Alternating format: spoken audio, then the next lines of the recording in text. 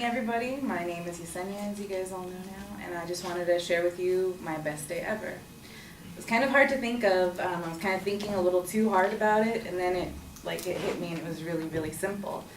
It starts on a summer morning on Saturday, actually, and I had just finished kindergarten. I lived with my grandparents with my younger brother, and he was 2 years younger than I. And we lived there with all my aunts and uncles and cousins and stuff. And we lived separate from my parents, and the reason that we lived separate from my parents is because they actually had they had created life before they had even experienced life. So they had kind of gone through the adversity after the fact. My mom had gotten hooked on drugs, and my dad had left to Mexico. And so they needed some time to get themselves together before they could actually raise us. So while it was really cool living with my grandparents, we got to know structure, we got to know what it was like to live in an actual brick and mortar house. We got to know what it was like to have our family amongst us all the time. It was kind of harsh because my family, while they stepped in when we really needed them, they're really judgmental. And they had a lot of harsh stuff to say about my mom. They would say that she would never get off of drugs. They would say that she lived in a dumpster, which was pure slander. They would say that she would never come back for us, and what's going to happen with these two kids, they're not going to be productive members of society. And so it was kind of harsh, but on this morning my mom decides to defy everything that they said. Without us knowing, for weeks in advance, my mom had been speaking to social workers and people from the court, I'm not sure who exactly, about trying to retrieve us because she'd gotten her life together and she'd gotten, she fixed herself up. And they did encourage her to do so. So the morning that it happened, though, it wasn't planned. It was all acted on impulse. She'd driven her new boyfriend to his job in Garden Grove or Huntington Beach or something, and we were in Westminster, and that's significantly closer to us than what she usually is. So she decides, if this next light is green, then I'm going to go. I'm going to go towards my mom's house, and it was, and eventually it just remained green like all the way through. So she found herself in front of my grandparents' house.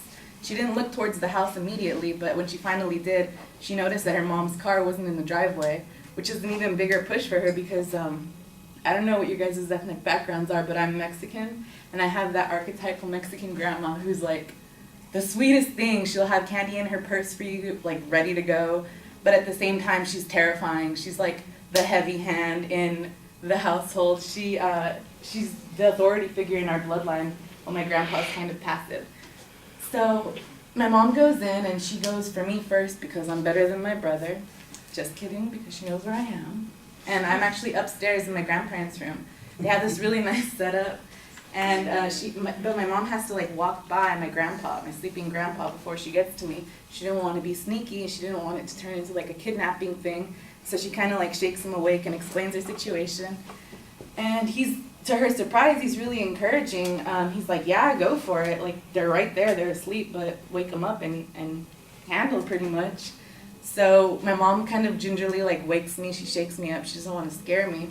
And the first thing that I notice isn't oh my God, my mom's here for me.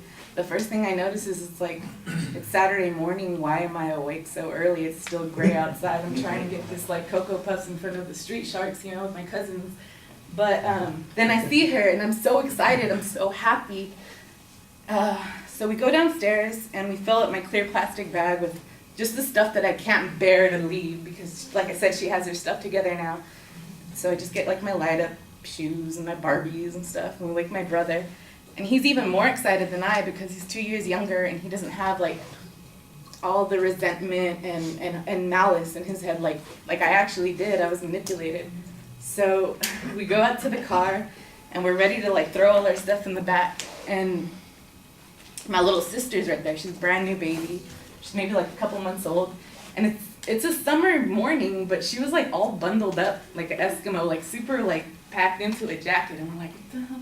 It's hot. And my brother just looks at her with this look of disgust, and he's like, what is that? Who is that? And she just peers behind her huge eyelashes, and she's just she seemed excited to see us too, so that was my best day ever.